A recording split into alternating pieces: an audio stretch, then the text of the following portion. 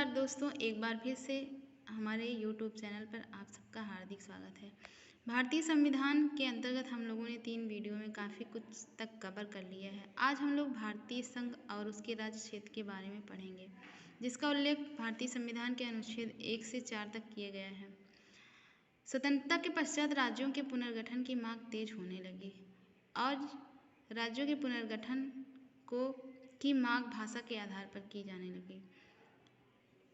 जैसा कि सभी स्वतंत्रता संग्राम सेनानी जानते थे कि भाषा के आधार पर राज्यों का गठन करना उचित नहीं है, फिर भी लोगों की मांग को देखते हुए एस के धर की अध्यक्षता में एक आयोग का गठन संविधान के अध्यक्ष डॉक्टर राजेंद्र प्रसाद के द्वारा किया गया।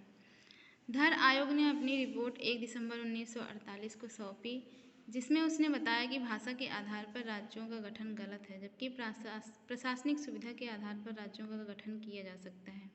इस रिपोर्ट का पुरजोर विरोध हुआ और इसकी जांच के लिए JVP समिति का गठन किया गया। JVP समिति के सदस्य जवाहरलाल नेहरू, पट्टाभी सीतारामैया और वल्लभ भाई पटेल थे। JVP समिति ने 1949 में अपनी रिपोर्ट पेश की। इसने भाषा के आधार पर राज्यों का गठन गलत बताया, पर जनभावना के लिए ऐसा किया जा सकता है, इस बात को इन्होंने सही ठहराया और इसी बात को लेकर आंदोलन और तेज हो गया। आंध्र प्रदेश के नेता पोट्टी श्रीरामुलु ने 56 दिनों का अनशन कर दिया और 56 दिन के पश्चात उनकी मृत्यु हो गई, क्योंकि वे भाषा के आधार पर आंध्र प्रदेश में एक अलग राज्य की मांग कर रहे थे। उनकी मृत्यु के पश्चात आंदोलन और तीव्र हो गया। 19 दिसंबर 1952 को आंध्र प्रदेश के गठन की घोषणा कर दी गई और 1 अक्टूबर 1953 को आंध्र प्रदेश का गठन कर दिया गया। अन्य राज्य भी भाषा के आधार पर राज्य के गठन की मांग करने लगे। तब कांग्रेस ने एक आयोग का गठन किया, जिसे राज्य पुनर्गठन आयोग या फजल अली आयोग कहा जाता है। इसका गठन सन 1953 में किया गया।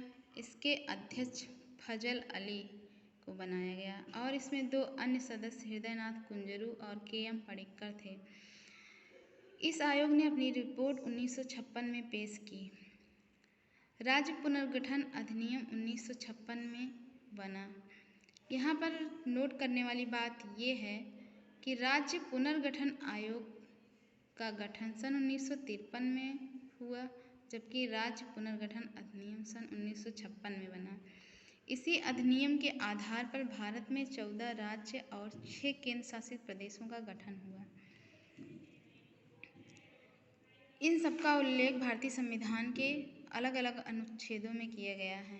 अब हम बात करेंगे अनुच्छेद 1 की।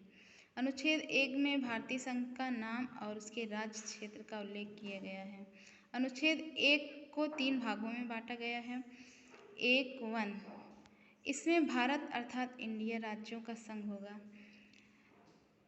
अनुच्छेद 1 के भाग 2 में राज्य और उनके राज्य क्षेत्र वे होंगे जो पहली अनुसूची में भी निर्दिष्ट हैं। अनुच्छेद 1(3) में कहा गया कि भारत के राज्य क्षेत्र में अर्जित किए गए अन्य क्षेत्र समाविष्ट होंगे। अनुच्छेद 2 में कहा गया, अनुच्छेद 2 में नए राज्यों का प्रवेश या स्थापना के बारे में उल्लेख किया गया है और इसी के तहत सिक्किम को भारतीय गणराज्य में शामिल किया गया, क्योंकि इसके पहले सिक्किम एक अलग देश हुआ करता था। 1974 में संविधान में संशोधन करके 35वें और 36वें संशोधन द्वारा सिक्किम को भारतीय गणराज्य का एक राज्य बना लिया गया। अनुच्छेद 3 में नए राज्यों का निर्माण और वर्तमान राज्यों की सीमा और सीमाओं या नामों में परिवर्तन का उल्लेख किया गया है। इसके तहत यूपी से काटकर उत्तराखंड, MP से छत्तीसगढ़ और बिहार से झारखंड और आंध्र प्रदेश से तेलंगाना नामक नए राज्यों का गठन किया गया। दोस्तों, आज की वीडियो में बस इतना ही। अगले वीडियो में फिर मिलते हैं। धन्यवाद।